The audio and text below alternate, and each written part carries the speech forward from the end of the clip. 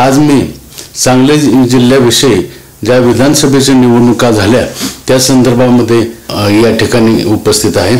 आपण पाहणार आहोत सांगली जिल्ह्याला मिळालेले नवीन विचाराचे 4 तरुण आमदार कोण आहेत। यंदाच्या विधानसभा निवडणुकीत सांगली जिल्ह्याला खानापूर, तासगाव, शिराळा व जत येथून 4 नवीन तरुण आमदार मिळालेले आहेत। यापैकी 3 आमदार राजकीय वारसदार आहेत, तर गोपीचंद पडळकर हे विधान परिषदेचे आमदार आहेत, परंतु त्यांना कोणताही राजकीय वारसा नसून ते विधानसभेला प्रथमच निवडून आले आहेत। तर शिराळ्यातील राष्ट्रवादी शरदचंद्र पवार पक्षाचे विद्यमान आमदार मानसिंगराव नाईक, जतमधून काँग्रेसचे विद्यमान आमदार विक्रमसिंह सावंत यांना पराभवाचा धक्का बसला आहे। विटा खानापूर मतदारसंघातून दिवंगत आमदार अनिल बाबर यांचे पुत्र सुहास बाबर आणि तासगाव कवठे महांकाळ मतदारसंघातून दिवंगत आर पाटील यांचे पुत्र रोहित पाटील यांनी निवडणुकीत पहिल्याच प्रयत्नात बाजी मारलेली आहे। तर शिराळा मतदारसंघातून दिवंगत नेते शिवाजीराव देशमुख यांचे पुत्र सत्यजित देशमुख यांनी बऱ्याच संघर्षानंतर विजय खेचून आणला आहे। त्यामुळे दिवंगत 3 नेत्यांचे वारसदार यंदा निवडून आले आहेत।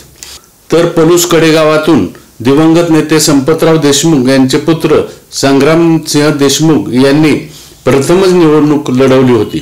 या लढतीत आमदार डॉक्टर विश्वजित कदम यांना त्यांनी चांगली कडवी झुंज दिली, परंतु देशमुख यांना पराभव पत्करावा लागला। जतमध्ये विधान परिषदेचे आमदार गोपीचंद पडळकर विरुद्ध विक्रमसिंह सावंत अशा 2 आमदारांच्या मध्ये लढत होती। पडळकर यांनी जोरदार मुसंडी मारून बाहेरच्या मतदारसंघातून, ऍक्च्युली पडळकर यांचा मतदारसंघ आटपाडी, पडळकर हे मानदेशामधल्या आटपाडीजवळ पडळकर वाडी इथले रहिवासी आहेत, परंतु त्यांनी जतमधून यावेळी निवडणूक लढवली आणि भूमिपुत्र विरुद्ध बाहेरचा उमेदवार अशा लढतीत जत मतदारसंघातील मतदारांनी बाहेरील उमेदवाराला म्हणजे गोपीचंद पडळकर यांना विजयी केले। युवा नेते रोहित पाटील, सुहास बाबर, सत्यजित देशमुख व गोपीचंद पडळकर हे 4 आमदारकीचे नवीन चेहरे जे तरुण आहेत ते या सांगली जिल्ह्याला मिळालेले आहेत। उर्वरित सांगली जिल्ह्यामधून जयंत पाटील, विश्वजित कदम, सुधीर गाडगीळ व सुरेश खाडे यांनी आपापला गड राखला आहे।